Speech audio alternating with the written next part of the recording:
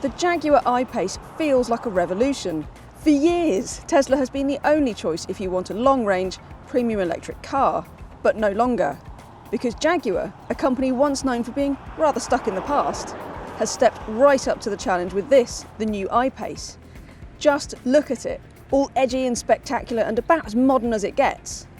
Not only that, but this Jaguar has got 396 brake horsepower, four-wheel drive, and it'll do 298 miles in real-world use to a full charge. And that's better than an Audi e-tron, it's better than a Mercedes EQC, it's even better than a Tesla Model X 75D.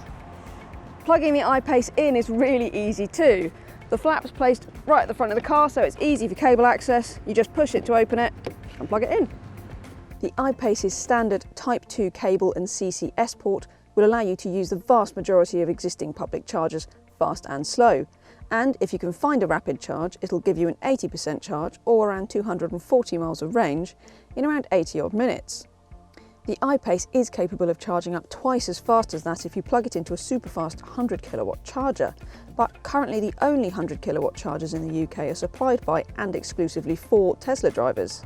Public superchargers like the Tesla ones you see around are due to be rolled out from around 2020, but until then, Tesla is at a definite advantage when it comes to fast charging.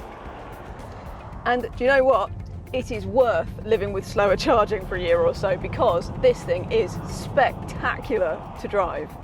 And I'm not just talking the 0 to 60 in 4.5 seconds. The way this thing goes around corners is astonishing. It's quite heavy steering, but there's actually a playfulness to this car, which for a four-wheel drive heavy electric car, which are normally sort of sledgehammer-like subtlety, is really impressive. You can really steer it on the throttle. It's just awesome. It's got a real sports car edge to it that you just don't expect. And go on then, I can't do this without doing a quick standing start because it's just insane. Here we go, dynamic mode, floor it, that's all you need to do. Bam! It's a proper, it's a proper sort of shove in the back, that. It's like that moment where you kind of forget that there's an extra step on the stairs and you kind of fall into oblivion for a second. It's really weird, the sensation of accelerating. Just amazing. The I-Pace is practical too. You even get a little bit of storage space in the front of the car, although quite how useful it is, I don't know. It's called a frunk if you speak hipster. It's also got a really decent sized boot and space for 2 adults in the back, no problem. I would say that this is no Model X. The Tesla Model X is actually a much bigger car and you can get 6 and 7 seat layouts. The I-Pace really will be just fine for a family of 4, but no more than that.